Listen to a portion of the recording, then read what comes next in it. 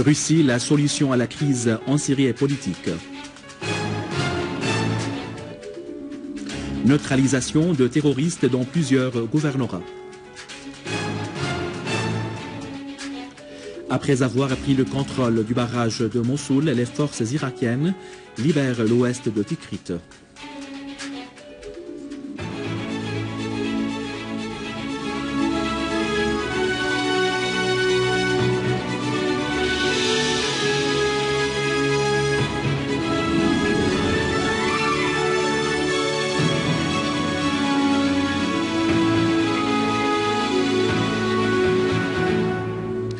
Mesdames et messieurs, bon après-midi et bienvenue à notre journal. La Russie a réitéré sa position constante du règlement politique de la crise en Syrie. Commentant la réunion du représentant spécial du président russe pour les affaires du Moyen-Orient, Mikhail Bogdanov, avec une délégation des tribus du nord-est de la Syrie, le ministère russe des Affaires étrangères a indiqué dans un communiqué que la réunion avait porté sur la situation des tribus au nord-est de la Syrie en raison de la recrudescence des crimes du réseau terroriste de l'État islamique en Irak et au Levant, affilié à Al-Qaïda. Le ministère russe a fait noter que les deux parties avaient affirmé que le règlement de la crise en Syrie est uniquement politique et diplomatique via un dialogue intersyrien. Le ministère a souligné que les deux parties avaient examiné l'adhésion des conseils des tribus en Syrie au processus politique pour enrayer la violence et engager la reconstruction dans le pays. Dans la banlieue de Konaïtre, une unité de l'armée arabe syrienne a déjoué une tentative d'infiltration de terroristes du village d'Ain Darib à celui de Kamouna, abattant de nombreux terroristes et blessant d'autres. À Homs, des unités de l'armée arabe syrienne ont abattu de nombreux terroristes et blessé d'autres au rond-point d'Al-Mohandissine et à Routa et dans le quartier de Ouaj. Dans la banlieue du gouvernorat, des unités de l'armée arabe syrienne ont infligé de lourdes pertes aux terroristes dans le village de Barghouthia, au nord du village d'Oum Arrich et de Wadihi, entre les deux villages d'Onek al-Hawa et Rahoum, dans la localité d'Akrab et à proximité de la municipalité à Houla et du village de Rajar sur l'axe de Jabourine-Omcherchouh, détruisant les véhicules et les armes qui étaient en leur possession. Toujours dans la banlieue de Homs, des unités de l'armée arabe syrienne ont avorté des tentatives d'infiltration de terroristes de Ouar Qadim au verger de Ouar, ainsi que des deux villages d'Ain Hussein Janoubi et d'Ain Hussein Shamali au village d'Ain Dananir, tuant et blessant plusieurs terroristes. La cité industrielle de Sheikh Najjar a Alep a relancé son action après sa stabilisation par l'armée arabe syrienne. Nombre d'industriels ont fait noter que grâce à l'armée arabe syrienne, le travail dans la cité industrielle avait commencé, soulignant l'importance d'assurer tous les services nécessaires, en particulier le mazout et le courant électrique. Ils ont ajouté que sans l'armée arabe syrienne, le travail dans la cité n'avait pas été repris. Abordant les dégâts qu'avait subi la cité du fait des actes terroristes, ils ont souligné leur détermination à reconstruire ce qui a été saboté. Ils ont émis l'espoir de reprendre dès que possible le travail dans les différentes usines, faisant savoir que le nombre d'ouvriers qui travaillaient dans la cité atteignait 500. Ils ont indiqué que la cité avait repris son action par 50 ouvriers et que ce nombre va augmenter au fur et à mesure pour que tous les ouvriers qui travaillaient dans la cité regagnent leur travail. L'organisation du Croissant Rouge syrien reçoit des aides médicales urgentes envoyées par le gouvernement chinois pour qu'elles soient distribuées par la suite aux familles qui en ont besoin dans tous les gouvernorats.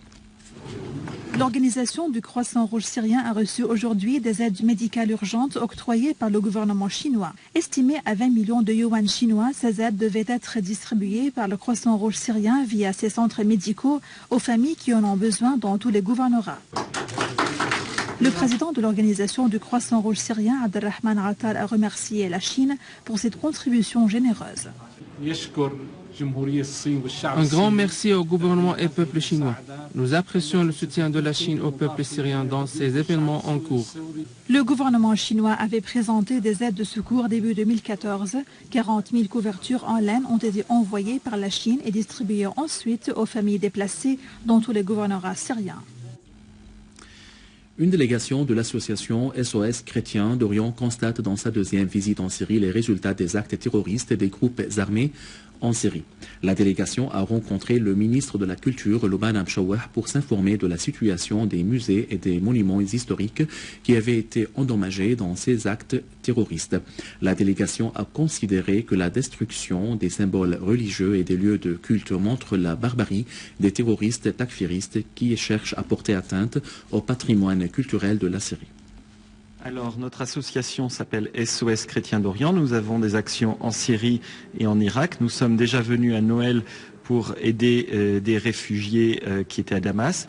Cette fois, nous sommes venus pour aider à la reconstruction de l'église Saint-Georges à Maloula, à l'invitation du patriarche Grégoire III, qui a également souhaité que nous visitions différents lieux de Syrie pour voir la réalité de la situation. Donc nous sommes allés à Homs, à Maloula, à Simnaya, à Yabroud et également à Damas, bien sûr. Nous, ce qu'on voulait, c'était vraiment aller voir le peuple syrien, leur parler, prendre leurs témoignages, leur apporter en France pour justement tenir au courant les Français de ce qui se passait réellement en Syrie et non pas de ce qu'on nous disait de la Syrie. Et donc c'était important pour nous de poursuivre cette rencontre avec le peuple syrien et cette fois-ci de reconstruire une église parce qu'on a senti que le peuple avait envie de reconstruire son pays, donc on avait envie de participer à ça. L'importance de notre visite dans ce ministère, c'est de prendre contact avec la ministre pour pouvoir lui raconter ce qu'on a pu voir, ce qu'on a pu faire, lui expliquer qu'on va participer à la refondation d'une église à Maloula, l'église Saint-Georges, et pouvoir tisser peut-être, on va voir, des liens avec les personnes qui travaillent dans le milieu de la culture pour évaluer les dégâts par la suite. Cette attaque féroce qui vise la Syrie, qui vise la région tout entière, n'est pas une attaque militaire seulement. Elle n'est pas uniquement politique. Elle est primordialement culturelle. Elle vise notre passé, elle vise notre présent, elle vise notre avenir. Elle vise à étouffer cette volonté civilisationnelle et cette aspiration à bâtir un monde meilleur, non seulement pour la Syrie, non seulement pour la région arabe, mais pour l'humanité tout entière. Les Syriens ont toujours été porteurs du flambeau de la civilisation.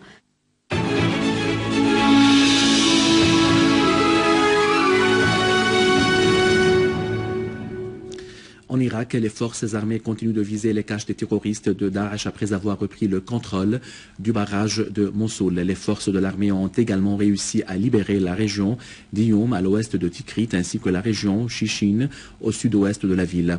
Une attaque aérienne a été menée par l'armée sur la ville suite à laquelle de nombreux terroristes ont été tués.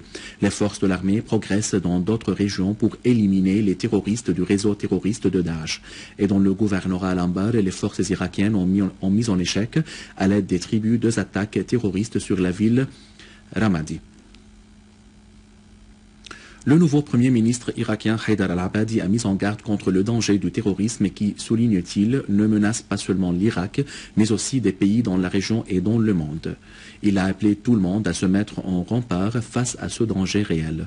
Lors de son entretien avec le ministre libanais des Affaires étrangères Joubran Bassil à Bagdad, al-Abadi a souhaité que soit formé un système mondial de renseignement pour pister les terroristes de l'État islamique en Irak au Levant, de même que leurs commanditaires. De son côté, Bassil a affirmé le soutien du Liban à al-Abadi dans sa mission, soulignant l'attachement du Liban à l'intégrité de l'Irak.